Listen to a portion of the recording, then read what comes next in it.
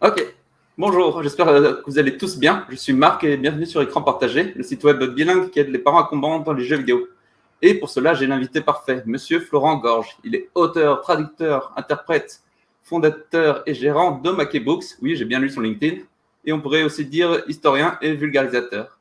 Et moi, je suis son travail depuis les émissions sur la chaîne de TV française qui est appelée ironiquement No Life. Comment vas-tu, Florent? Ça va, je te remercie. Oui, merci pour l'invitation, Marc, ça fait plaisir. Si je le reçois aujourd'hui, c'est pour qu'il nous parle de son parcours scolaire et professionnel dans le jeu vidéo, pour inspirer les parents et les jeunes, et c'est aussi pour montrer que l'on peut être passionné sans tomber dans les excès et pour parler des différents métiers du jeu vidéo. Donc ma première question, c'est naturellement, comment est-ce que tu as découvert les jeux vidéo? Comment est-ce que tu es tombé dans la marmite? Oh, la marmite. Écoute, comme la plupart des enfants, disons à mon âge, effectivement, j'ai passé la quarantaine. Mon premier contact, c'était un copain.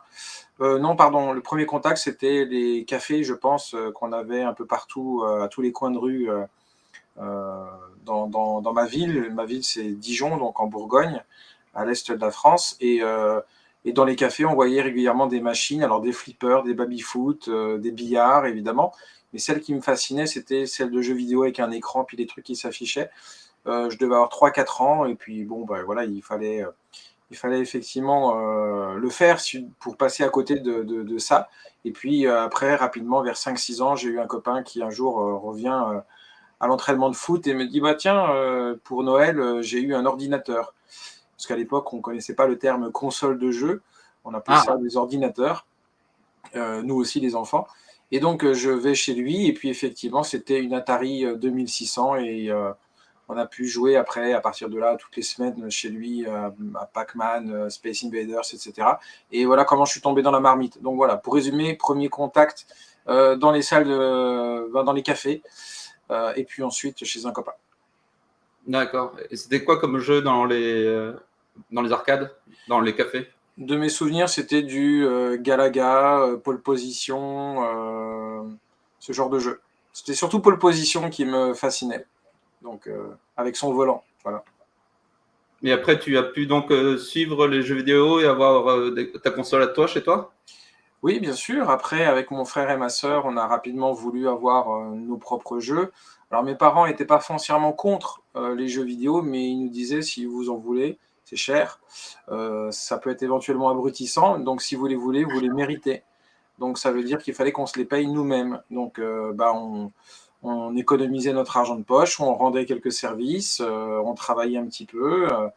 Et voilà comment, après des mois à se cotiser à trois, on a pu se payer une NES, donc la console de Nintendo, la 8 bits de Nintendo, et avec Mario et puis Duck Hunt, etc. Donc voilà comment nous on se payait nos jeux. Nos parents ne nous en ont jamais acheté. Ils n'étaient pas contre à partir du moment où on l'avait mérité et où on avait fait l'effort de se les acheter nous-mêmes. Voilà. Mais les prix étaient très chers à l'époque. Il fallait économiser beaucoup pour avoir ne serait-ce qu'une cartouche. Oh oui, oh, on n'avait pas beaucoup de cartouches, ça c'est le moins qu'on puisse dire. Donc après, évidemment, on procédait avec les échanges dans les cours de récréation avec des copains. Les copains étaient souvent mieux lotis que nous à ce niveau-là, et donc eux, c'était un jeu pour l'anniversaire par la grand-mère puis par les parents. Puis à Noël, ils avaient encore un jeu par la grand-mère et puis par les parents. Donc ils avaient régulièrement 3-4 jeux dans l'année, ce qui était par rapport à aujourd'hui pour un gamer de base, c'est très peu. Mais malgré tout, 3-4 jeux, quand tu as 3-4 copains, tu as vite fait d'avoir quand même joué à beaucoup de jeux, quoi. Ah oui, ok. C'était à l'époque où il y avait encore les échanges qui étaient possibles entre les personnes. Oh, bah, disons que les échanges, oui, enfin, comme tous les gamins, c'est-à-dire que, tiens, moi j'ai acheté R-Type, moi je voudrais bien jouer à Rad Racer, ou enfin voilà. Et donc on s'échangeait les cartouches comme ça, quoi. Enfin, on se les prêtait, hein, c'était pas non plus des échanges définitifs. Ça favorisait les échanges et puis les discussions entre copains. Non, c'était plutôt bien justement pour les échanges, puisqu'on est là pour parler un peu de pédagogie et puis de ce que peuvent apporter les jeux vidéo. Bon, ben voilà, en tout cas, nous, quand on était enfant, on se prêtait nos cartouches, ça responsabilisait les enfants, et puis on essayait d'éviter les problèmes, qu'un tel nous rende bien le jeu à la date à laquelle il s'était engagé à la rendre. Enfin, voilà, il y a toujours, on s'arrange comme ça, enfin, on apprend la vie aussi comme ça. Ouais, en effet. Et puis il y a toujours les copains qui sont pas fiables. Et puis Ok, ceux qui ont oui, été des anecdotes comme ça, j'en ai plein, hein. Je me souviendrai, j'ai passé des mois, mais je dis bien des mois, à économiser pour me payer une Game Boy. Et à l'école, j'étais en 6e, donc je ne sais pas s'il y a une équivalence, évidemment, au Québec, mais bon, j'imagine que oui. Et en réalité, après Noël, moi, j'avais passé des mois économisés. J'avais enfin réussi le 26 décembre, avec quelques sous récupérés à la place de cadeaux, à m'acheter ma console. Et puis, je reviens à l'école et tout le monde avait sa Game Boy. Mais eux, ils avaient juste eu à la demander, quoi. Moi, je voulais une Game Boy, etc. Donc, c'était pas la même motivation. Mais quoi qu'il en soit, on était tous un peu fous de notre Game Boy à cette époque. Et donc, j'avais lancé une initiative qui était on avait créé un club Game Boy. Et comme moi, j'avais pas de sous pour me payer des jeux, j'avais une idée qui était la suivante. Et là aussi, ça peut intéresser les parents, mais on s'était dit, on cotise chacun tous les mois ou toutes les semaines, je me souviens plus, 5 francs, ce qui n'était pas énorme, mais on était une demi-douzaine en fait à être rentrés dans ce club Game Boy. Et donc, toutes les semaines, on arrivait à avoir 50 francs ou 60 francs. Et donc, en réalité, au bout de 2-3 semaines, on arrivait à se payer un jeu d'occasion. Donc, ce n'était pas un jeu neuf, mais il y avait des magasins qui déjà vendaient des jeux d'occasion. Et donc, toutes les semaines ou toutes les 2 semaines, on arrivait à s'acheter un nouveau jeu. Cela dit, ça pose une question qu'on se posera plus tard. À qui appartient réellement le jeu, quoi? Ouais, c'était ma prochaine question. Voilà. Bon, j'étais en 6e, hein, donc voilà, on apprend à gérer ce genre de choses. Mais je me suis rapidement rendu compte qu'il y avait effectivement des gens qui étaient plus ou moins fiables. C'est-à-dire que je me souviendrai parfaitement de la première fois où on avait acheté le premier jeu. Je suis allé l'acheter en boutique. C'était Side Pocket, un jeu de billard qui était très sympathique au demeurant. Et Toujours on sur avait donc on avait mis en place un système qui nous permettait d'avoir un roulement. C'est-à-dire que ce lundi, c'est toi qui as le jeu. Le lendemain, tu la rapportes à l'école et tu le passes à un tel. Et donc, on se passait, on avait une soirée pour jouer au jeu, quoi. Et puis le lendemain, il fallait rapporter. Et puis, dès les 2 premières semaines, ça n'a pas marché parce qu'il y avait des gens qui ah oui, effectivement, j'ai oublié de ramener le jeu, je te le ramène demain. Puis le lendemain, ils ne revenaient pas avec le jeu. Donc, finalement, ça partait en sucette parce que voilà, il y en avait qui c'était leur tour et ils n'avaient pas le jeu, ils n'envoyaient pas la couleur. D'autres n'étaient pas fiables, ils ne le ramenaient jamais alors qu'ils étaient censés. Ouais, mais j'ai pas eu le temps d'y jouer hier soir, ma mère elle m'a interdit. Bon, bref, ça n'a pas marché. Mais j'ai appris pas mal de choses sur la nature humaine et puis sur la façon de gérer une équipe et puis de gérer des projets. Enfin voilà. Mais ce jeu, c'était sur NES, Side Pocket, ou c'était autre chose? Non, c'était Club Game Boy. J'avais monté mon Game club Boy. Game Boy, donc c'était sur Game Boy, ouais. Ok. D'accord, donc déjà tu commençais à fédérer autour du jeu vidéo et à organiser des petits événements, Ah ouais, des mais il n'y a choses. pas que ça, il n'y a pas que ça. Enfin, moi, j'ai toujours été un homme de projet. J'adore monter des projets, etc. Et à cet âge-là, en fait, bon, non seulement il y avait cette envie de créer un club Game Boy et puis de trouver des moyens d'économiser des sous, de gagner un peu de sous pour me payer mes propres jouets. Et je me souviens qu'en 6e ou 5e, j'ai voulu aussi monter mon propre fanzine. Donc j'ai dû lancer 2 fanzines. Bon, aucun n'est arrivé au bout, parce que c'est une entreprise compliquée, surtout à une époque où les ordinateurs étaient réservés qu'aux grosses entreprises. Et donc il fallait tout taper à la machine. Enfin voilà, il n'y avait pas de traitement de texte, il y a encore moins d'imprimantes dans les maisons, quoi. Donc, il fallait tout taper à la machine et puis ensuite aller faire photocopier. Enfin, c'était une entreprise compliquée. Et puis, le copain avec qui je voulais faire ça, pareil, il était malheureusement pas très fiable. Il était, lui, ultra motivé. Et puis, dès qu'il a fallu commencer à écrire 3 textes, ça le saoulait, quoi. Donc, voilà, moi, j'ai toujours été un passionné. Et puis, quand je suis lancé dans un truc, je suis à fond. Et je me rends compte qu'en réalité, les gens, souvent, à côté de toi, ils sont pas autant à fond que toi, quoi.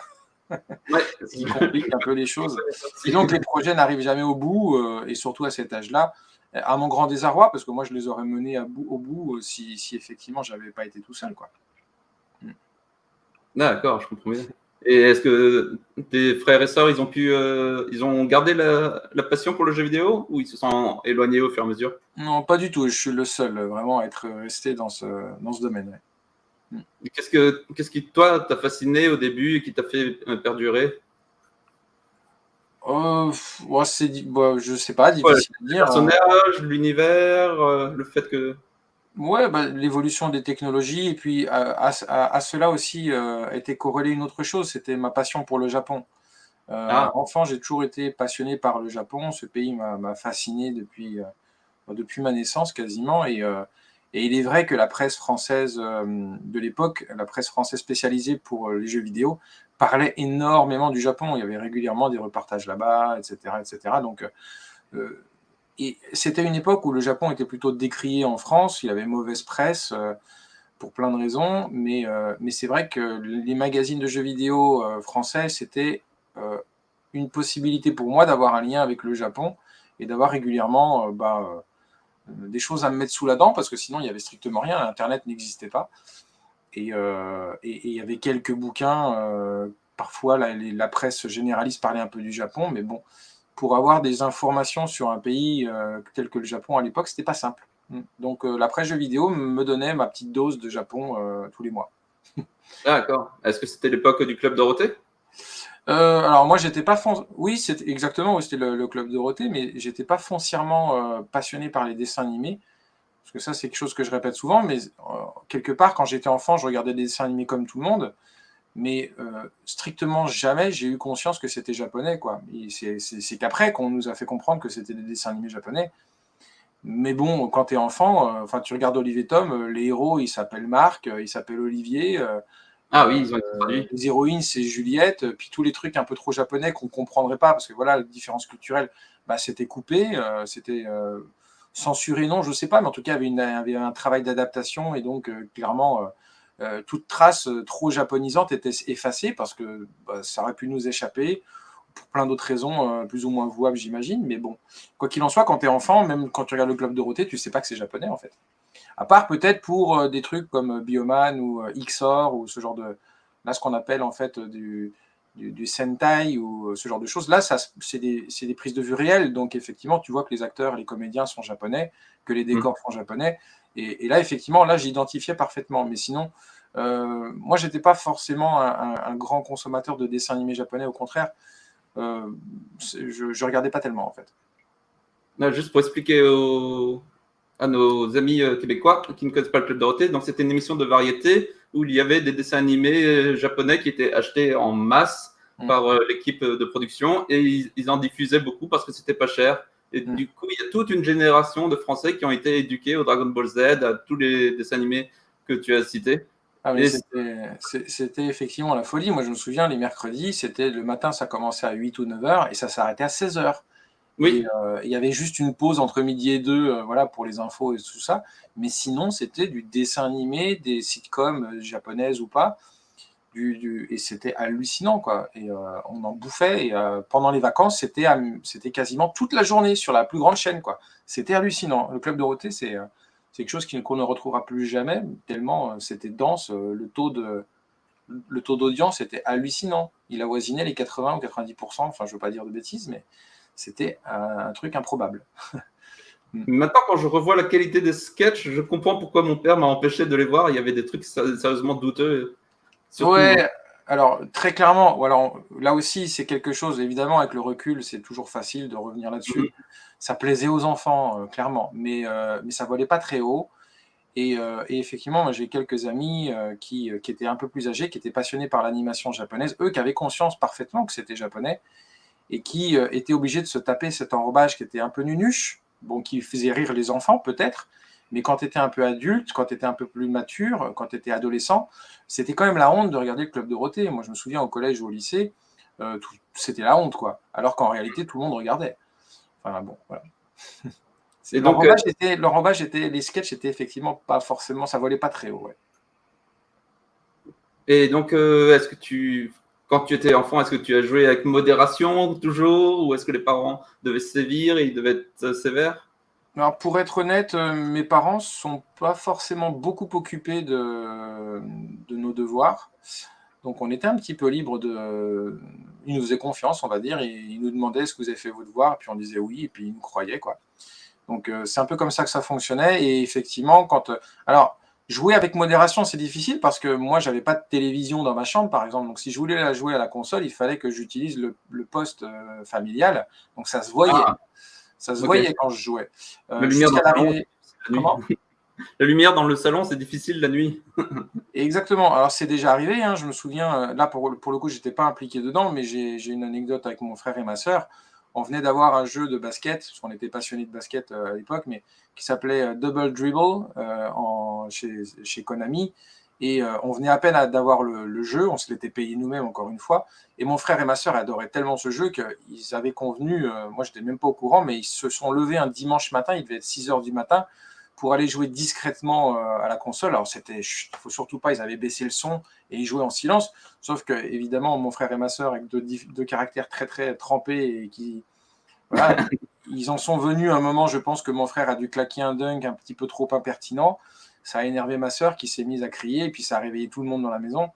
Et là, mon frère et ma sœur se sont pris une torgnole, comme on dit en Bourgogne. Et là, la console a été confisquée pendant plusieurs semaines. Donc Oh, wow. voilà, c'était effectivement pas forcément contrôlé, mais disons que bon, on ne pouvait pas jouer non plus 4 heures par jour sans que les parents s'en aperçoivent, quoi. D'accord. Moi, Mm. j'avais quand même beaucoup de chance et je pouvais jouer parfois longtemps, mais il y avait certaines fois où ça énervait tellement les parents qu'il y avait des crises de nerfs dans la Ouais, maison. bah ça c'est pas étonnant. Je pense que les parents doivent évidemment contrôler ce genre de choses, hein, un minimum, hein, ça c'est évident. Donc après, moi je compensais en achetant beaucoup de magazines. Et il est vrai que je dépensais plus de sous en achat de presse et de magazines qu'en achat de jeux. Donc je jouais un peu par procuration, c'est-à-dire que je connaissais absolument tout ce qui sortait, je connaissais les tests par cœur, je savais quels étaient les bons jeux, les mauvais jeux. Mais en dehors de prêts avec les copains, finalement, j'avais pas tant de jeux que ça, moi. Mais je connaissais parfaitement toute l'actualité et tous les jeux des machines, quoi. Ah, ok. Grâce à la presse. Mais je jouais par procuration, comme on dit. C'était quoi? C'était les consoles plus, les Player One? Moi, j'étais plutôt Joypad et Player One, effectivement. Console plus, de temps en temps, quand il y avait un article sur un jeu qui m'intéressait, je pouvais éventuellement l'acheter. J'achetais un peu de tout, quoi. Mais effectivement, j'étais plus Joypad. Pour les consoles, j'étais plus Joypad et Player One. Ok. Et tu m'as dit, enfin, on le sait que tu parles japonais. Et à quel moment est-ce que tu as commencé à apprendre le japonais? Combien de temps ça t'a pris? Alors, j'ai commencé l'apprentissage du japonais en classe de troisième, donc à la fin du Waouh, collège, bientôt. mais en autodidacte, dans le sens où à l'époque, Internet n'existe pas, il n'y a pas de podcast, il n'y a pas de prof sur YouTube, tout ça, ça n'existe pas. Donc, tu dois aller à la librairie, puis avoir un peu de chance en trouvant une méthode de japonais. Et il y en avait une à l'époque. Donc j'ai acheté enfin c'est ma maman qui me l'a offert, là pour le coup, elle n'était pas réticente quand c'était jour d'achat. Donc elle m'a offert cette méthode de japonais, et puis j'ai commencé à apprendre dans mon coin, avec plus ou moins de réussite. C'était difficile, mais bon, voilà. Et puis j'ai surtout eu la chance après en, au lycée d'être un... Enfin, il faut quand même que je précise que j'étais un mauvais élève, hein. Je pense que les jeux vidéo sont pas forcément comment dire, innocents vis-à-vis de tout ça. Mais j'étais un mauvais élève. Quasiment tous les ans, j'ai failli redoubler mes classes. Ok. Ouais, mais bon, voilà, j'étais très très très très mauvais en mathématiques. J'étais très mauvais en français. Enfin, j'étais mauvais partout en réalité. Bon, j'arrivais quand même à être passable, donc c'est pour ça que je passais quand même. Mais bon, j'étais vraiment pas un bon élève. Et, euh, et par contre, j'étais bon en sport. Donc moi, j'ai fait des sports-études, ce qui fait que le sport m'a permis de sortir de Dijon et puis d'aller à Paris pour intégrer un internat et intégrer un centre de formation et de faire un sport-études. Donc à partir de là, en réalité, j'ai davantage évolué dans le bon sens parce que j'avais quelque chose qui me motivait. Je n'étais pas fait pour les études, du moins c'est ce que je croyais au début, mais j'avais d'autres centres d'intérêt qui me motivaient, qui me permettaient de me trouver une voie, quoi. D'accord. Et cette voie, c'était le sport, puis c'est devenu le japonais. Donc en classe de seconde, on m'a demandé de choisir une filière, soit économique, soit scientifique, soit littéraire. J'étais très mauvais en maths, donc j'ai lâché l'affaire, j'ai dit jamais la filière scientifique. En économie, je me disais, il va y avoir des chiffres, donc très peu pour moi. Et donc, au final, je me suis orienté plutôt vers le littéraire, qui était plutôt une branche à l'époque très très féminine. C'est pas compliqué. Moi, dans ma classe de première et terminale, on était 2 garçons pour 35 filles, quoi. Donc voilà. Et 37 personnes. dans les autres, c'était plutôt une filière, voilà pourquoi, je sais pas, mais quoi qu'il en soit, c'était les filles qui occupaient ce truc-là. Et donc moi, de mon côté, j'ai eu cette chance, entre guillemets, si tu prends la filière littéraire, tu es obligé de choisir une troisième langue. Donc moi j'avais allemand première langue, anglais seconde langue, enfin deuxième langue, et puis pour ma troisième langue, en fait, mes profs m'avaient dit dans ton lycée, tu peux faire espagnol ou italien.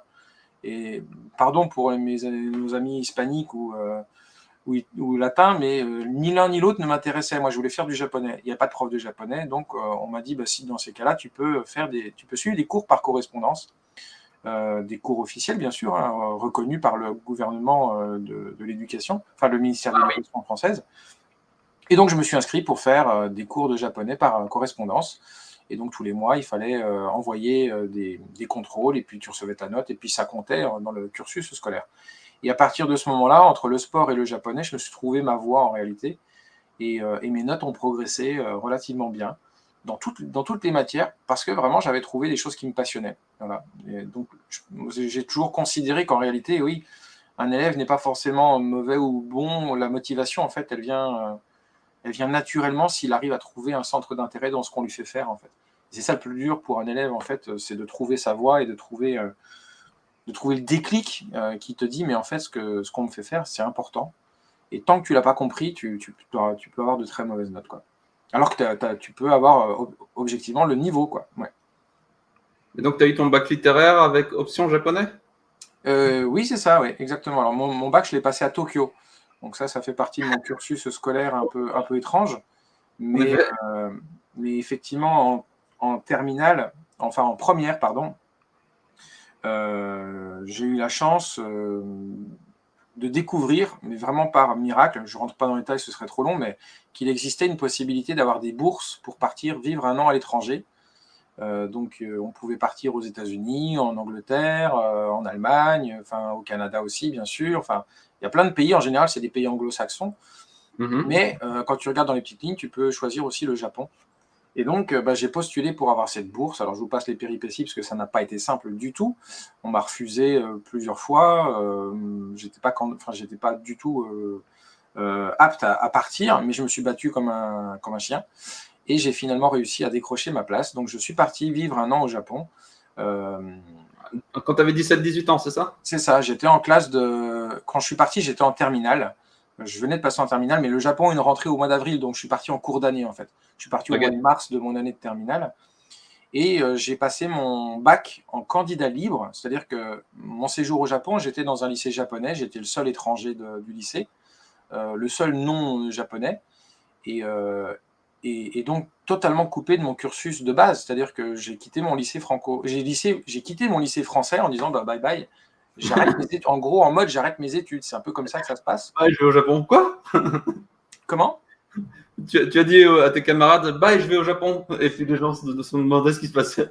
C'est un peu ça. Alors évidemment, ils étaient prévenus parce que tout le monde savait déjà depuis plusieurs mois, voire des années, que j'étais passionné par le Japon. Et puis, quand j'ai découvert ce système, tout le monde était au courant. Et puis, ils m'ont dit, vas-y, ce serait une super opportunité. Si tu pars à la bourse, vas-y, quoi, fonce. Et donc, tout le monde savait, les profs savaient, et tout le monde m'a encouragé. Mes parents m'ont encouragé aussi, etc. Donc, évidemment, il y avait le bac. Et tout le monde m'a posé la question. Et le bac? Puis moi, je leur ai tous répondu, mais je m'en fous du bac, en fait. C'est une opportunité de dingue parce que c'est une opportunité que tu peux avoir qu'une seule fois dans ta vie, de pouvoir aller en famille d'accueil, vivre en immersion totale, étudier dans un lycée au Japon, d'apprendre la langue sur place, en immersion totale. Hein. C'est-à-dire que j'ai pas croisé un Français pendant un an, quoi. Et j'ai pas parlé français pendant un an. Et c'est vrai, en fait, parce qu'à l'époque, le téléphone était tellement cher que, à la limite, j'envoyais des fax à mes parents avec une longue lettre, quoi. Mais sinon, on se téléphonait pas. C'était trop cher. Quel était ton voilà. Comment? Quel était ton niveau de japonais en arrivant au Japon? J'étais tellement passionné que je pense que, étrangement, alors que j'avais appris en autodidacte, il n'était pas si mauvais que ça, mon niveau. J'avais un niveau de faux débutant, mais j'avais une méthode d'apprentissage, alors qui n'est pas forcément le CNED, mais enfin, enfin bon, ouais. J'arrivais à me débrouiller un petit peu quand même. Voilà, j'avais de bonnes bases quand je suis arrivé au Japon. Simple, hein, évidemment, je faisais pas j'entrais pas dans des débats philosophiques ou économiques ou quoi que ce soit, mais j'étais un faux débutant, voilà. Et j'étais plutôt à l'aise. Le sport m'a quand même pas mal aidé à ce niveau-là, mais j'avais pas trop le trac, donc j'avais pas trop peur de l'erreur ou ce genre de choses, donc j'étais quelqu'un d'assez positif et j'avais pas peur de faire des erreurs. Donc, je m'exprimais du mieux que je pouvais et j'avais vraiment que faire des erreurs que je pouvais avoir en parlant. Donc, j'étais plutôt quelqu'un qui allait de l'avant. Voilà. Et donc, ça m'a permis quand même de progresser très vite en japonais une fois arrivé sur place, en famille d'accueil et puis dans ce lycée japonais. Ouais. Ah, c'est super ça. Mm. C'est vraiment incroyable. J'étais pas du tout au courant de ce parcours.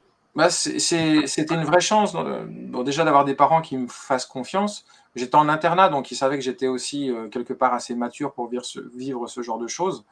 Mais c'est quelque chose que aujourd'hui, régulièrement, quand je vais sur les salons, ça aussi c'est un truc que je raconte souvent, mais j'ai pas mal de parents qui viennent me voir et me disent: «Ah ouais, votre parcours, il est quand même assez incroyable. Moi, mon fils aussi est passionné par le Japon, etc.» Je leur dis: «Bah, allez-y, envoyez-le au Japon». Et puis ils me disent: «Ouais, non, il faudrait qu'il ait son bac. Il faudrait d'abord qu'il ait son bac, etc.» Je leur dis: C'est «Mais pas vous aussi savez, le bac, c'est tout le monde l'a le bac. Enfin, surtout aujourd'hui. Et sans dédain, hein, je dis ça évidemment sans le moindre dédain dans mes propos, mais tout le monde l'a aujourd'hui. Et moi, j'étais parti aussi du principe que le bac, je ne l'aurais pas, parce que j'avais toujours eu des notes assez pitoyables. Même si, arrivé au lycée, grâce au japonais et au sport, j'ai commencé à avoir mes notes qui grimpaient un petit peu. Mais c'était toujours pas forcément, je n'étais pas dans la tête de liste, quoi. Et donc, en fait, je m'étais dit, cette opportunité, je l'aurai qu'une seule fois dans ma vie, je vais en profiter à fond. Je m'inscris à Tokyo, évidemment, en candidat libre, parce qu'en fait, le bac, n'importe qui peut le passer. Même si tu es étranger, n'importe qui peut passer le bac en candidat libre.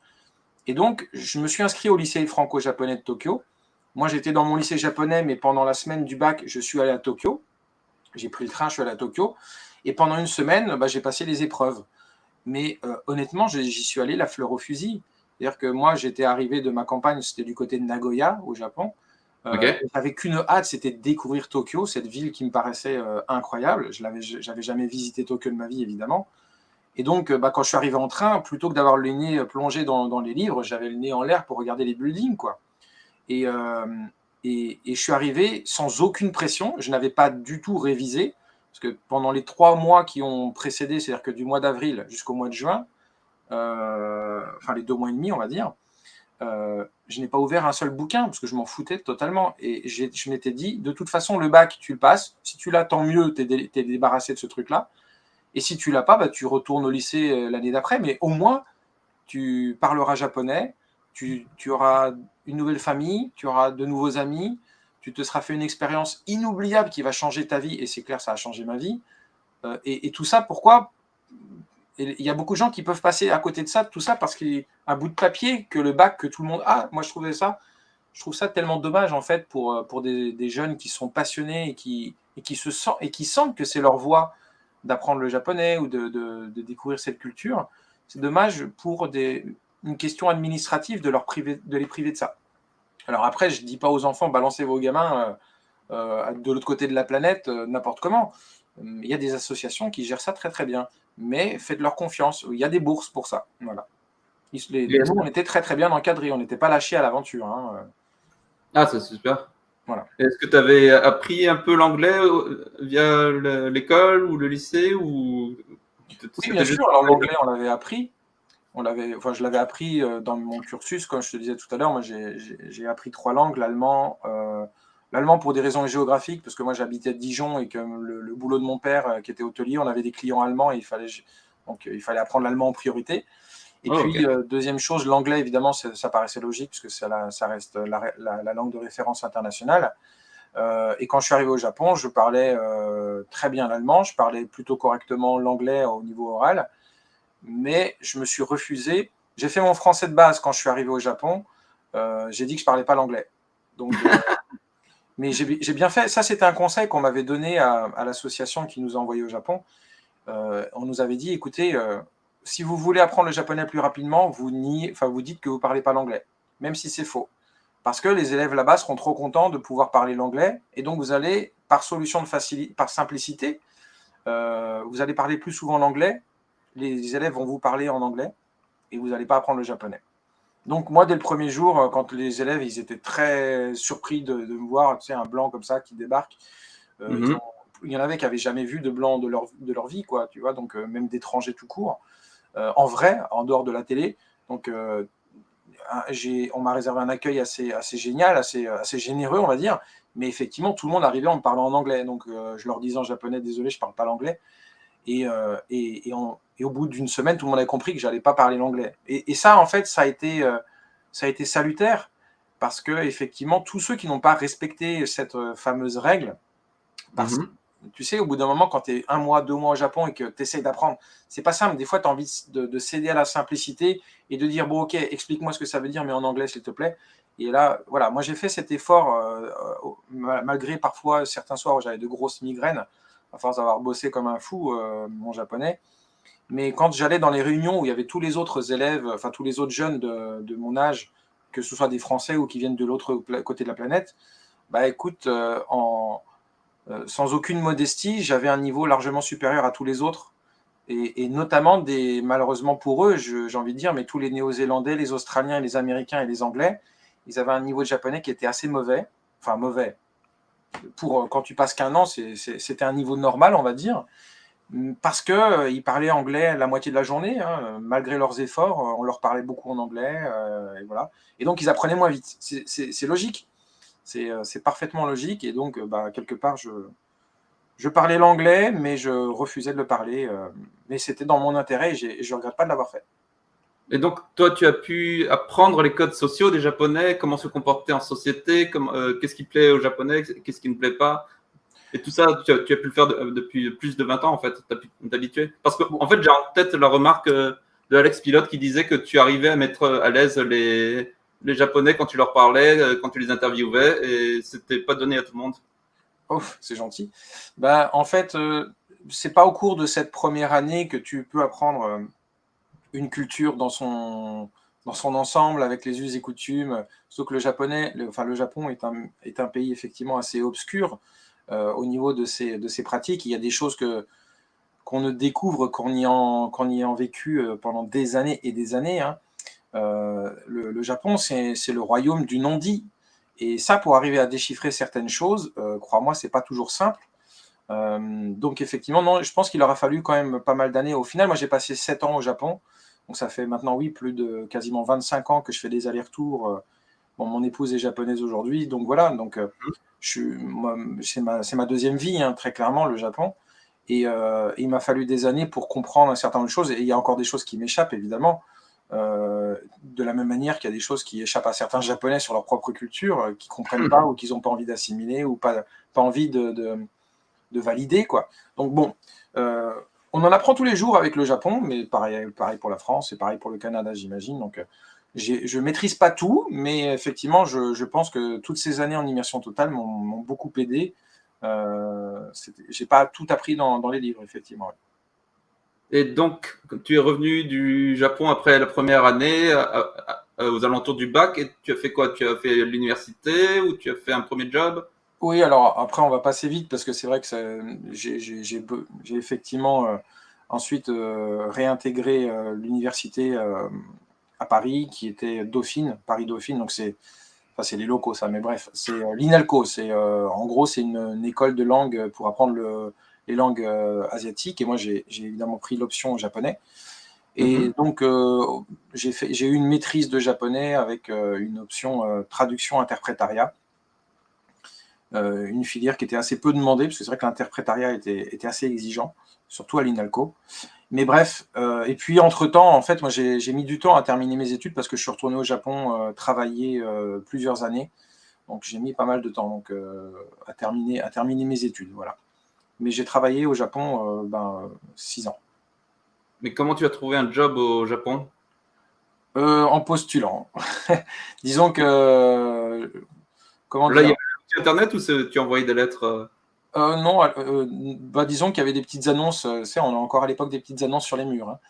Ok. Donc, c'était en 99. Internet, évidemment, commençait à arriver, mais c'était des connexions où tu payais à la minute. Donc, non, enfin, et puis, il n'y avait pas tous ces sites pour trouver du boulot et tout ça. Donc, c'était encore assez analogique. Et mon premier boulot, mon premier travail au Japon, ça a été trouvé sur un mur de l'INALCO. Cherche professeur de français dans une école hôtelière de cuisine et de pâtisserie.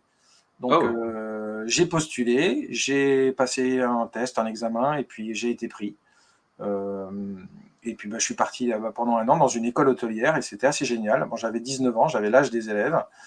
Donc ça a été une expérience assez intéressante à ce niveau-là, évidemment. Et puis après, je suis revenu encore une fois en France. Et puis après, j'ai été repris pour un travail qui, lui, était beaucoup plus, comment dire, difficile à décrire. Mais disons que j'ai été recruté par le gouvernement japonais pour devenir ce qu'on appelle un ambassadeur, enfin un mini-ambassadeur, un coordinateur des relations internationales. Donc tout ça, c'est bien compliqué. Mais en gros, j'ai passé 3 ans dans une mairie, dans une collectivité locale au Japon, dans une grande ville, pour être traducteur-interprète et aider, on va dire, à la coopération internationale décentralisée, enfin tout ce que tu veux. Bon, concrètement, j'ai aidé à la Coupe du Monde 2002, par exemple, à l'organisation de la Coupe du Monde. Voilà. Donc moi, j'ai été chargé de la francophonie de toute cette ville, donc accueillir l'équipe de Tunisie, du Cameroun, de France. Il y a beaucoup de délégations à la Coupe du Monde, c'est pas juste pendant le tournoi. Il y a aussi beaucoup de choses avant et beaucoup de choses après. Donc j'ai aidé à tout ça. Bon, au final, j'ai passé 3 ans dans cette ville à servir de traducteur-interprète. Voilà. D'accord, waouh. Donc, au fur et à mesure, tu as eu des jobs qui te permettaient de faire le lien France, Japon et Exactement, oui. aider le Japon à comprendre l'Occident.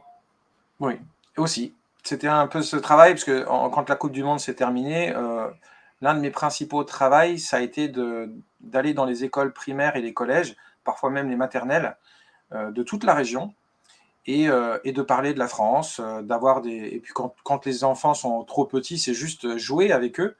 Mais dans ces coins-là du Japon, il y a pas d'étrangers, en fait. Et donc, ils nous connaissent, enfin, ils n'ont pas d'échanges interculturels. Et donc, ma mission, c'était effectivement de provoquer ces échanges interculturels et d'aller présenter la France, de discuter avec les enfants, de jouer avec eux. Enfin, c'est pour ça que je parlais tout à l'heure de mini-ambassadeur, quoi. D'accord. Et donc, quand est-ce que tu es intervenu ton premier job lié aux jeux vidéo? C'était au Japon, c'est en France? C'était au Japon, c'est-à-dire que mon travail dans cette mairie était super intéressant, mais j'avais pas forcément énormément de boulot, j'avais pas un rythme japonais, on va dire, donc je rentrais chez moi à des horaires décents et donc j'avais un peu de temps libre. Les week-ends, ils étaient plutôt libres aussi, voilà. Et donc je m'étais trouvé un petit job. Moi, je jouais aux jeux vidéo, bien sûr, et je m'étais trouvé un job de pigiste dans la presse française. Et donc, j'écrivais des articles sur le Japon, sur le jeu vidéo japonais, etc. J'ai jamais j'ai jamais vraiment quitté les jeux vidéo, donc je continuais de jouer, quoi. Donc, j'étais plutôt spécialisé jeux vidéo japonais. Et donc, voilà, c'était en 2003. Ouais, 2003. En 2003 que j'ai commencé à écrire mes premières piges sur le rétro gaming, sur le jeu vidéo japonais, puis aussi sur la vie japonaise dans d'autres magazines. J'ai plusieurs magazines, en fait. Voilà. C'est comme ça que je suis rentré dans le milieu du journalisme, avec des guillemets, parce que je ne suis pas journaliste. J'ai pas de carte de presse ni ce genre de choses, mais c'est comme ça que je suis rentré en tant que pigiste, rédacteur, et puis que j'ai commencé à faire mes premiers articles sur l'histoire des jeux vidéo et notamment l'histoire de Nintendo, etc. Voilà. Ok. Et je viens de réaliser, en fait, tu as connu le Japon il y a 20 ans, donc tu as pu voir l'évolution de la société japonaise. Oui, bien sûr, ouais. J'ai eu surtout le privilège de vivre à la campagne, donc de voir surtout l'évolution de la campagne japonaise, qui est totalement différente de celle de Tokyo, même si Tokyo, ça évolue aussi, mais la campagne japonaise, quand je suis arrivé, elle était plutôt dynamique, il y avait encore beaucoup de gens, et puis maintenant, il n'y a plus personne.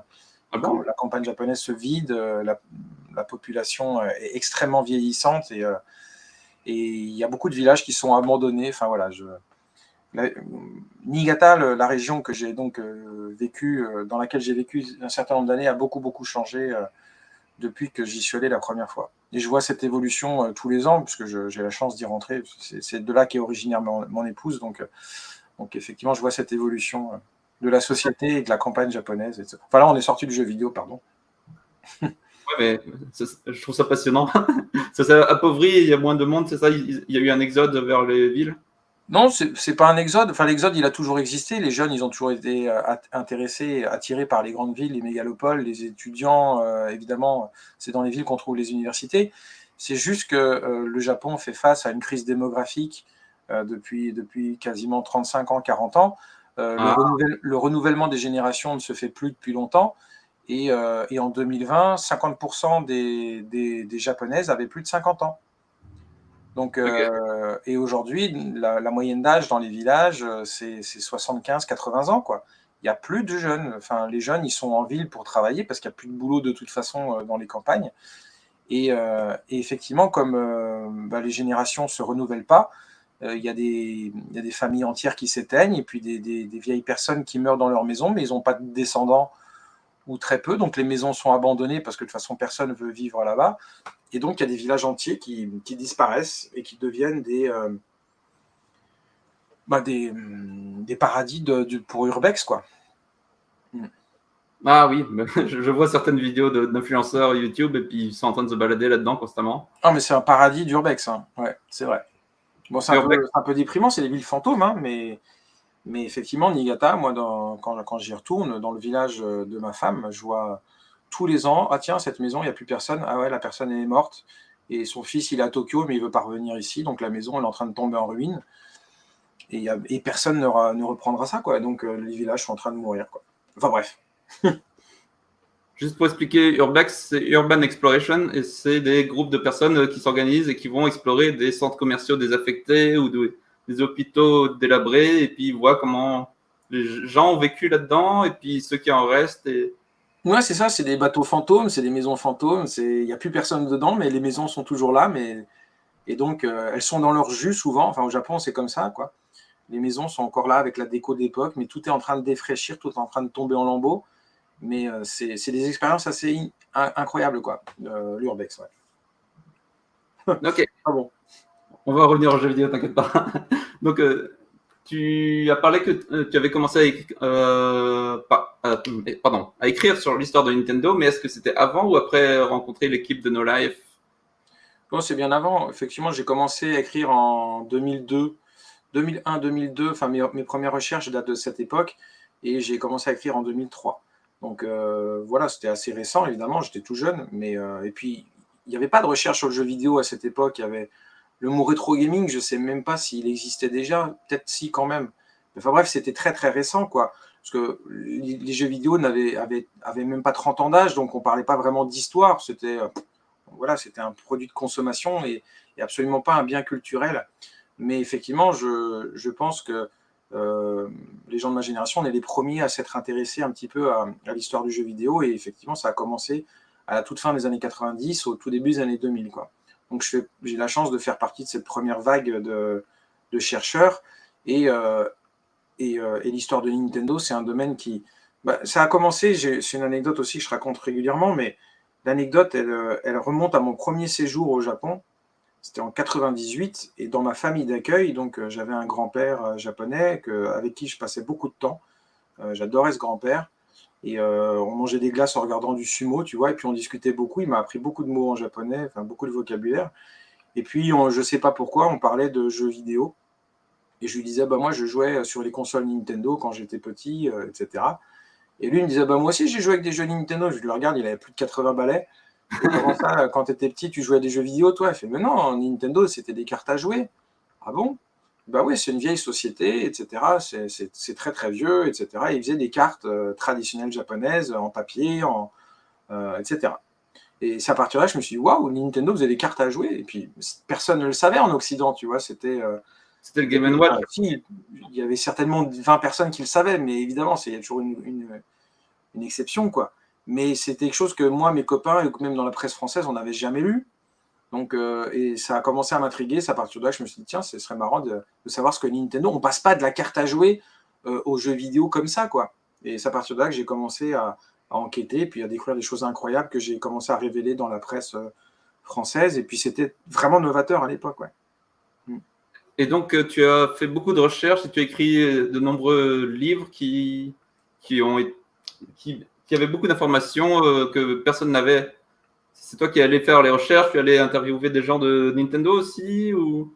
Bah, il y avait beaucoup de choses, hein. C'est vrai que il y a, comment dire? Interviewer des gens, ça s'est pas fait tout de suite parce que c'est pas simple d'entrer en contact avec Nintendo, surtout à cette époque où, clairement, leur histoire, ils voulaient pas en parler.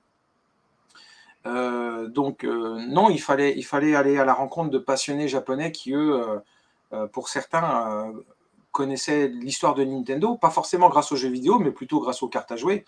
Parce que les recherches sur l'histoire des cartes à jouer, elle est déjà, elle fait déjà l'objet de nombreuses recherches, tu vois. Et donc, au Mhm. final, quand tu vas plutôt dans cette direction, tu te rends compte qu'il y a déjà des choses qui ont été écrites sur Nintendo, mais plutôt à l'époque des cartes à jouer. Et donc, c'est plutôt voilà, des chercheurs que tu dois aller voir, ou alors te rendre à la bibliothèque, chercher dans les bases de données, dans les articles, etc. Tu tapes des mots-clés, tu peux trouver des occurrences, tu vas chercher les documents qui correspondent, et tu trouves des tas de choses, quoi. Donc, mais comme personne ne l'avait vraiment jamais fait, du moins pour l'Occident, c'était pas très compliqué de trouver des informations inédites. Il suffisait de gratter un peu, il y avait plein de trucs qui jaillissaient, en fait. Et il fallait être le premier à le faire, et j'ai été le premier à le faire, en tout cas en Occident, de façon aussi poussée. Il existait déjà David Sheff, qui a écrit un bon bouquin sur l'histoire de Nintendo, mais lui s'est orienté davantage sur l'histoire de Nintendo of America, et Mhm. l'histoire de Nintendo Japon, elle fait 3 pages sur un bouquin qui en fait 500, quoi. Et il passe très très vite sur le fait que Nintendo a fait des cartes à jouer, a fait des jouets, mais il y avait déjà des choses qui existaient. C'est tout ça pour te dire que je suis pas le premier à avoir dit que Nintendo faisait des cartes à jouer. C'est pas vrai. Mais effectivement, d'avoir écrit 200 pages sur cette période de jouets et de cartes à jouer, j'étais le premier, oui. Ok. Mm. Donc, et au Japon, eux, ils n'avaient pas de recueil, ils n'avaient pas de documents, de livres qui regroupaient tout cela. Il fallait que toi, tu cherches l'information partout. Alors, il existe aussi un petit peu de littérature, mais c'est surtout des livres de business. Il existe des bouquins qui traitaient, notamment quand Nintendo était au sommet de sa gloire au milieu des années 80, notamment grâce à la Famicom, donc la NES. Nintendo est devenue une des sociétés les plus rentables du Japon, et donc logiquement du monde, parce que le Japon était la deuxième économie mondiale, donc voilà. Et à partir de là, les économistes ont commencé à se pencher sur le cas Nintendo, et on a vu apparaître un certain nombre de bouquins au Japon qui s'intéressaient au cas Nintendo, quelles sont les raisons du succès, etc. Et dans ces bouquins, il y avait effectivement souvent une introduction qui reparlait de cette transition entre le Nintendo fabricant de cartes local à Kyoto jusqu'à ce Nintendo devenu géant de l'électronique mondiale, quoi. Donc Mhm. il y avait plein de sources dans lesquelles on pouvait aller piocher pour étoffer cette histoire et avoir quelque chose de très complet et de très documenté. Alors, il n'y avait pas de photos, il n'y avait rien. Moi, mes bouquins sont extrêmement illustrés, donc là, les photos, il fallait aller les chercher, il fallait les faire soi-même, il fallait trouver des collectionneurs. Donc ça a été un autre travail. Voilà. Mais il y avait un peu de sources quand même, évidemment. Oh. Mhm. Et donc, tu as commencé à créer une entreprise pour éditer tes livres, c'est ça? En Exactement. France? Alors, ce qui s'est passé, en fait, je suis revenu du Japon en 2005. J'ai travaillé, enfin, j'ai terminé mes études en 2006. Enfin, je te dis ça, mais je suis plus tout à fait certain. Mais bon, bref, quoi qu'il en soit, je continuais pendant ce laps de temps d'écrire des articles sur le rétro gaming et sur l'histoire du jeu vidéo. Et j'avais ce projet d'écrire ce livre sur l'histoire de Nintendo, donc de révéler des tas de choses qui étaient totalement inédites à cette époque. Et j'allais voir des éditeurs lambda, on va dire, et qui se montraient intéressés par mon projet, mais qui me disaient: c'est C'est intéressant des- votre truc, mais bon, les gamers ne savent pas lire, donc on va pas réussir à vendre votre bouquin, quoi. Oh mon Dieu. Et après avoir essuyé pas mal de refus, en fait, j'étais un peu coincé, le bec dans l'eau, quoi.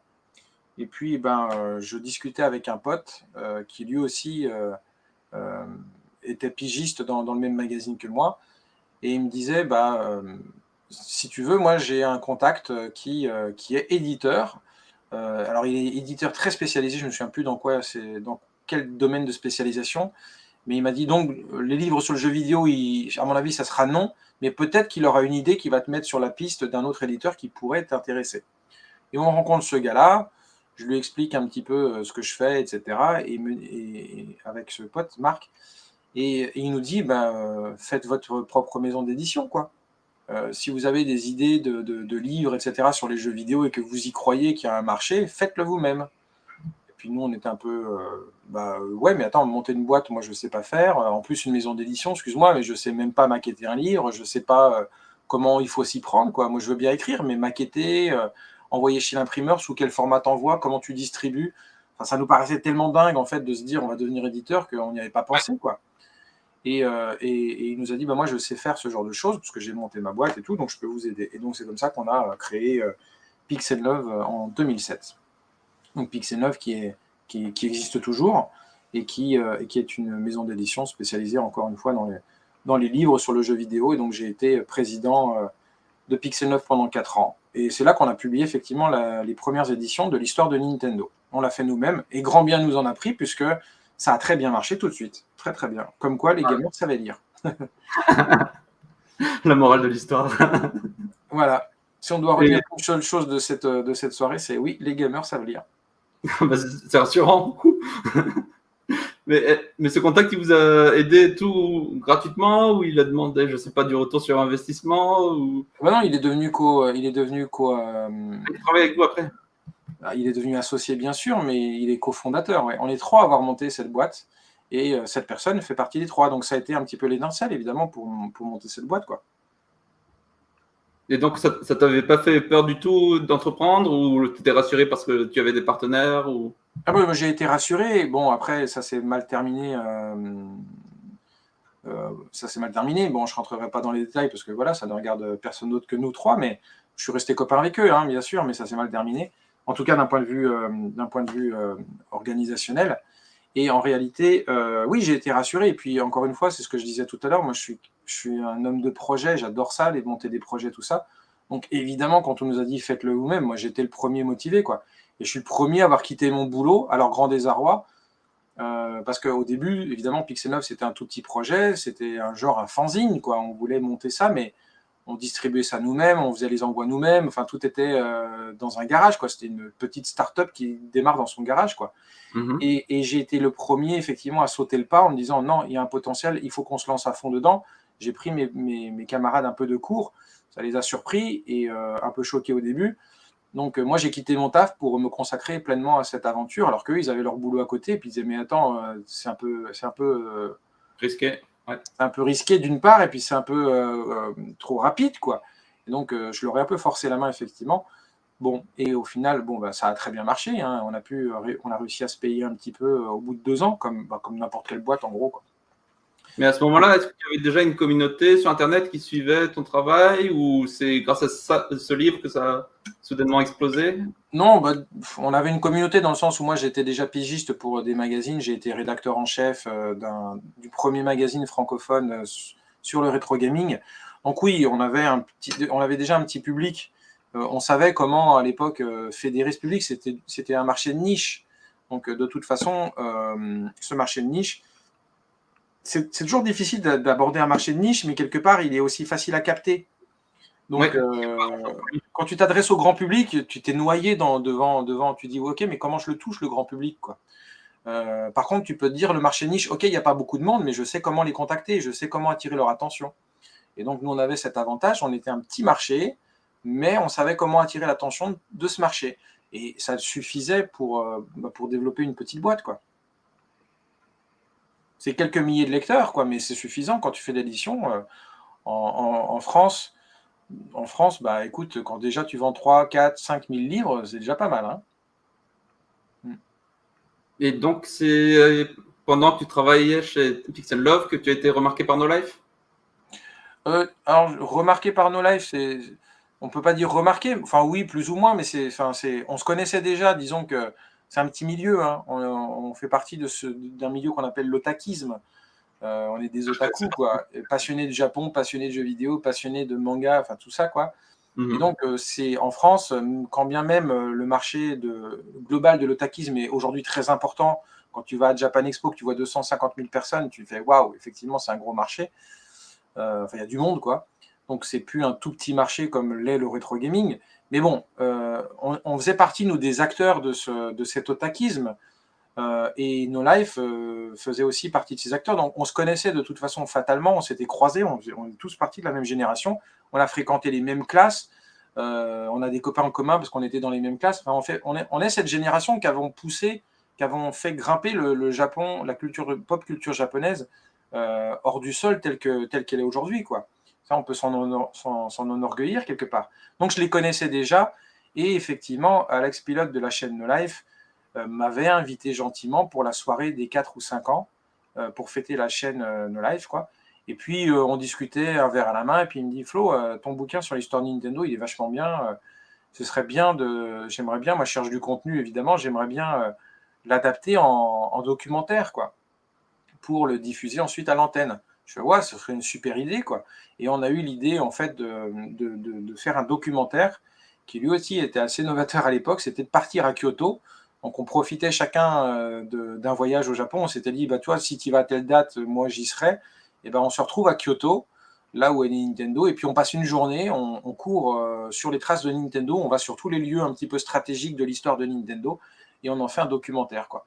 Et c'est ce Ouais. qu'on a fait, c'est un documentaire qui durait 25 minutes, et ça a très bien marché. Combien de minutes? 25 minutes, le documentaire, il faisait. On a passé une journée à courir, quoi. Puis ça a compilé en 25 minutes, ouais. Ok, j'essaie de me rappeler si je l'ai vu ou pas. C'est très possible que je l'ai vu. Tu peux le retrouver sur Internet, il a dû être uploadé, je sais pas où, mais je pense que tu peux le retrouver facilement. Ça s'appelle Sur les traces de Nintendo. Alors c'est un peu vieux, hein, les infos se datent un peu pour certaines anecdotes, mais le documentaire est plutôt cool quand tu te dis, waouh, c'était il y a déjà plus de 10 ans, quoi. Ok, et donc maintenant tu as fondé une nouvelle entreprise, ça s'appelle Omake Books. Ouais, exactement. Donc là, Pixel 9, donc je suis resté à la tête de Pixel 9 pendant 3 ans et demi, ouais, 4 ans à peu près. Et je suis parti de Pixel 9. On est parti en bon terme, mais j'ai voulu monter une autre maison d'édition qui était plus généraliste, puisque là, désormais, on parle de Japon. Enfin, on fait plus que du jeu vidéo. Pixel 9, c'était uniquement dédié aux jeux vidéo et surtout rétro. Et donc avec Omake Books, j'étais beaucoup plus libre dans le sens où je pouvais parler de Japon, de pop culture, de cinéma, d'absolument tout ce que je voulais. En réalité, on n'était plus cantonné à un seul sujet, c'était plutôt généraliste, c'était la pop culture. Et aujourd'hui, on fait même du manga, euh, évidemment du livre encore de jeux vidéo, mais on fait du cinéma, des séries. Enfin voilà, c'est très généraliste. Pop Donc c'est culture. beaucoup de livres au sujet des œuvres qui sont sorties auparavant, donc tout ce que tu as cité. Ah bah, c'est une vraie maison d'édition, hein. C'est-à-dire que là, on a plus de 200 bouquins, je ne les ai pas tous écrits, hein. Ok, Non, t'as non. toute l'équipe Non, derrière non, toi. je continue d'écrire un petit peu, mais non, non, Pixel Love, c'est pareil. On a mis un peu de temps à le faire comprendre aux gens, mais c'était des maisons d'édition. C'est-à-dire on reçoit encore aujourd'hui des manuscrits de gens qui ont des projets éditoriaux et qui nous disent, moi, je voudrais publier un bouquin. Est-ce que ça vous intéresse? Et donc, des fois, on dit oui, des fois, on dit non. Et puis, ben, on sort des bouquins. Mais là, non, non, c'est pas de l'auto-édition. Enfin, ça l'est quand tu publies ton propre livre, mais nous sommes de véritables maisons d'édition. Voilà. Ok, moi j'étais allé rapidement sur la page d'accueil et puis j'ai vu du Louis de Funès, mais j'ai vu aussi du Bob Lennon, j'ai vu l'histoire de Sega. Et Ouais, donc, il y a beaucoup de choses. Il y a beaucoup de choses. Et on a plus de 200 livres aujourd'hui chez Omake Books. Et il y a du manga, donc on achète des droits au Japon, on les fait traduire, on les adapte et puis on les publie en France. Voilà. et est-ce que Omake Books il livre au Canada? Bien sûr, bien sûr, bien sûr. On a beaucoup de clients québécois. Donc, les frais de port sont même assez intéressants, donc n'hésitez pas. Pour le Québec, c'est plutôt intéressant. Ouais. Ok, je vais mettre tous les liens en description, je vais mettre tout ce qu'il faut pour cela. C'est gentil. Et j'aimerais savoir surtout pour toutes les personnes qui ont suivi ton parcours, qu'est-ce que tu conseillerais aux jeunes et aux parents qui voudraient suivre leur voie du jeu vidéo? Est-ce que il faut continuer de faire les études jusqu'au bout forcément, ou alors tenter le risque de partir au Japon une année, ou Ah qu'est-ce que, bah, quelle voie ils peuvent faire? Qu'est-ce qui est possible? si vous avez confiance en vos enfants, et là je dis bien c'est important parce qu'il y a des enfants qui sont plus ou moins dignes de confiance, on le sait. Et donc voilà, mais si vous avez confiance en vos enfants, intéressez-vous à leurs rêves. Et honnêtement, encouragez-les. Si c'est un rêve qui paraît pas non plus trop invraisemblable, encouragez-les. Le jeu vidéo, il y a des dizaines et des dizaines de voies professionnelles qui sont possibles. Surtout La maintenant. preuve, moi, j'ai monté une maison d'édition alors qu'encore une fois, j'y connaissais strictement rien. J'ai été aiguillé, évidemment, j'ai appris par expérience. Aujourd'hui, je sais comment maqueter un livre, je sais comment le distribuer, je connais tous les process d'impression, etc. Alors que moi, j'ai une formation de traducteur-interprète. Donc, j'ai appris des dizaines et des dizaines de choses par expérience et mes diplômes ne m'ont jamais servi à rien. Vraiment, je le dis, mes diplômes ne m'ont jamais servi à rien. Donc, encore une fois, laissez vos enfants s'exprimer si les rêves qu'ils ont sont réalistes et pas trop alambiqués. Faites-leur confiance et donnez-leur la chance de s'exprimer, quoi. Moi, mes parents m'ont fait confiance et m'ont dit: tu veux partir au Japon, c'est ton rêve, visiblement ça va changer ta vie, c'est ce que tu dis en tout cas, eh ben vas-y, voilà. Donc, et les études, ils m'ont dit: bah écoute, passe ton année scolaire, on te fait confiance. Après, si ça se passe mal, bah, tu reviens faire tes études et voilà. Et puis si ça se passe très bien, bah, on verra ce qu'il advient de tout ça, quoi.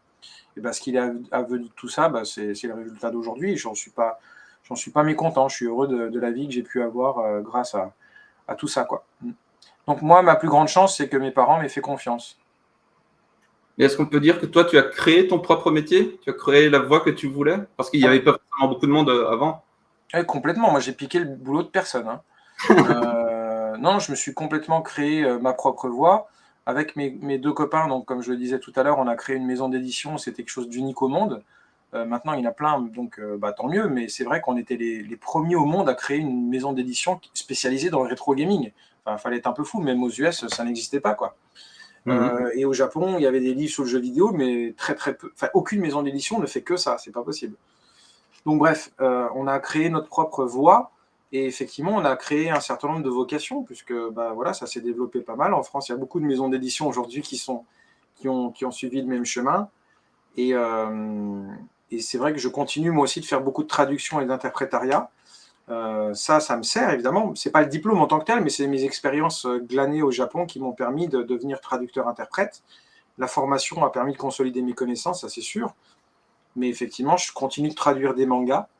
Je suis régulièrement l'interprète d'un certain nombre de créateurs japonais quand ils viennent en France présenter leurs projets. Donc il y a des grands noms du jeu vidéo, hein, comme Hideo Kojima, le père de Metal Gear. J'ai écrit des biographies aussi d'un certain nombre de créateurs, des biographies officielles.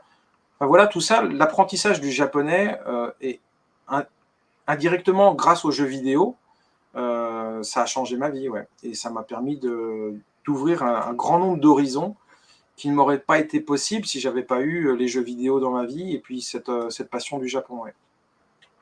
Donc, c'est vraiment ta passion qui t'a guidé, qui t'a permis d'avoir un job, et qui t'a permis de vivre autant d'expériences jusqu'à présent.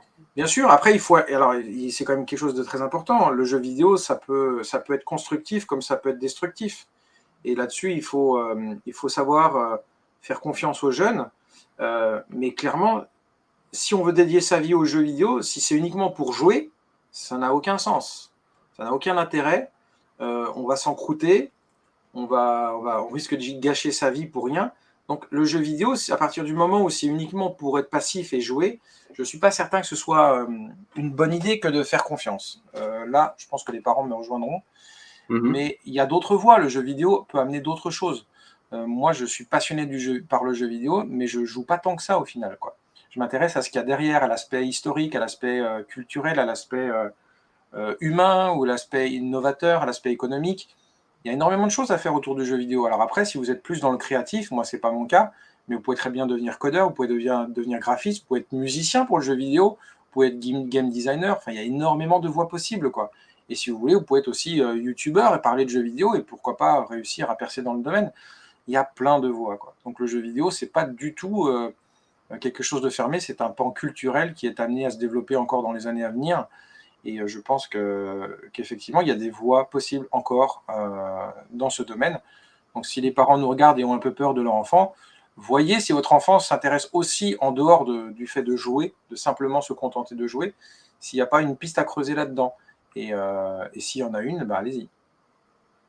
Ah bah c'est parfait, j'aurais pas pu mieux dire et pas pu mieux le présenter. En tout cas, Voilà. merci beaucoup, Florent Gorge. Ça me fait plaisir d'en apprendre plus sur ton parcours. Je te remercie. Et je sais qu'en France, il est tard maintenant, donc je vais permettre d'arrêter l'interview et de te reposer. C'est gentil. Si vous voulez suivre Florent Gorge, je vais mettre tous les liens. Est-ce qu'il y a un réseau social sur lequel tu préfères être contacté? Est-ce que tu préfères ou pas Non, c'est assez facile de me retrouver, mine de rien. Vous tapez mon nom sur Google ou Twitter ou Facebook et vous trouverez le lien tout de suite. Moi, j'ai un Twitter, effectivement, sur lequel je communique un petit peu. Voilà. Donc, voilà. Sur les réseaux sociaux, je suis assez accessible. Il n'y a rien. Enfin, voilà. Vous me trouverez facilement. Il n'y a pas de. J'ai pas un pseudo bizarre, quoi. Non, j'utilise mon nom et mon prénom. Ouais. Ah bah parfait. Donc les gens pourront retrouver ton travail au MacBook. Je vais mettre tous les liens, ce sera accessible. Merci beaucoup encore. Ouais, merci. J'ai une petite chaîne YouTube aussi. Si, ça par contre c'est plus dur de me retrouver, c'est Petit Secret de Playhistoire. Ah, j'ai essayé tout à l'heure, Florent Gorge dans YouTube, ça me met directement à ta chaîne. Ah bon? Très bien. Voilà, parfait. Et d'ailleurs, tu fais des vidéos et tu parles à la rencontre de collectionneurs au travers de l'Europe. J'ai un certain nombre d'émissions, effectivement. Il y a une de ces émissions qui s'appelle Collector's Quest, où effectivement j'ai parcouru avant Covid un peu le monde entier. Enfin, c'est surtout l'Europe et le Japon, à la recherche des plus gros, des plus impressionnants collectionneurs de jeux vidéo de ces zones-là, de ces zones géographiques. Et le résultat, vous pouvez le voir sur YouTube. C'est plutôt rigolo. C'est très bien monté, puisque c'est fait par Alex Pilote, qui est donc l'ancien directeur de programme de No Life. Et donc, les émissions sont de très bonne qualité. J'en suis très fier. Mais ça, c'est aussi grâce à la qualité du montage, évidemment. Oui, et très pro. C'est beaucoup le travail. Et puis, je crois que j'ai regardé tous les épisodes. C'est vraiment impressionnant. Merci. Ok. Merci. Et à bientôt. Merci, Marc. À bientôt. Salut.